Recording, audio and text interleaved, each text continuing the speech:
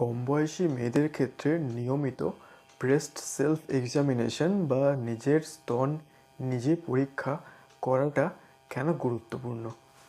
নমস্কার, আমি ডক্টর দিব্যকান্তি দত্ত। আমাদের চেম্বারে নিয়মিত এরকম পেশেন্টস অনেকেই আসেন, 15 থেকে 35 বছর বয়সী ভদ্রমহিলা যাদের ব্রেস্ট টিউমার ধরা পড়েছে। তো এই বয়সে এই এজ গ্রুপে এক ধরনের ব্রেস্ট টিউমার খুব কমনলি হয়ে থাকে, যে ব্রেস্ট টিউমারটির নাম হচ্ছে ফাইব্রোঅ্যাডিনোমা। তো এই ব্রেস্ট টিউমারটি হলো এক ধরনের বিনাইন টিউমার, অর্থাৎ এটি এক ধরনের নিরীহ টিউমার। তো এর একটি বৈশিষ্ট্য হলো এটি হলো পেনলেস, অর্থাৎ বেশিরভাগ ক্ষেত্রেই, অর্থাৎ সাধারণত এতে ব্যথা যন্ত্রণা কিছু হয় না, বা এতে বাইরে কোনো ফোলা কিছু থাকে না। তো ভদ্রমহিলা হঠাৎ করেই একদিন খেয়াল করেন যে আমার ব্রেস্টে বা স্তনে একটা লাম্প বা মাংসের দলা মতো কিছু বোঝা যাচ্ছে। তো তিনি আসেন চিকিৎসকের কাছে, পরীক্ষা নিরীক্ষায় দেখা যায় যে টিউমার ধরা পড়েছে।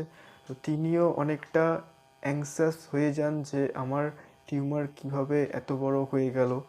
তো এক্ষেত্রে বলি যে যেহেতু এই ফাইব্রোঅ্যাডিনোমাতে ব্যথা যন্ত্রণা কিছু হচ্ছে না, বাইরে থেকে ফোলা কিছু বোঝা যাচ্ছে না, তো এক্ষেত্রে বোঝার উপায় হলো ব্রেস্ট সেলফ এক্সামিনেশন, অর্থাৎ ভদ্রমহিলা যত তাড়াতাড়ি ব্যাপারটা শিখে নিতে পারবেন, নিজের ব্রেস্ট নিজে পরীক্ষা করা, তত তার জন্য ভালো।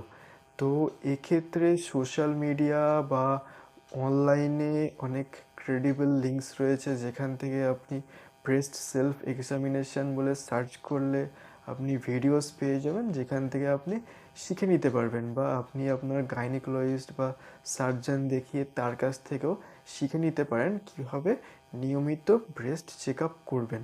তো ব্রেস্ট চেক আপ করার সময় আপনি যদি খেয়াল করেন যে আপনার হাতে কোনো লাম্প বা মাংসের দলা কিছু অনুভব করছেন, বা অস্বাভাবিক আপনার কিছু লাগছে, তো সেক্ষেত্রে দেরি না করে আপনি আপনার গাইনিকোলজিস্ট বা সার্জনের সাথে যোগাযোগ করুন, যাতে যদি কোনো অসুবিধা থেকে থাকে সেটি যেন দ্রুত ডায়াগনোসিস হয়ে যায়। নমস্কার।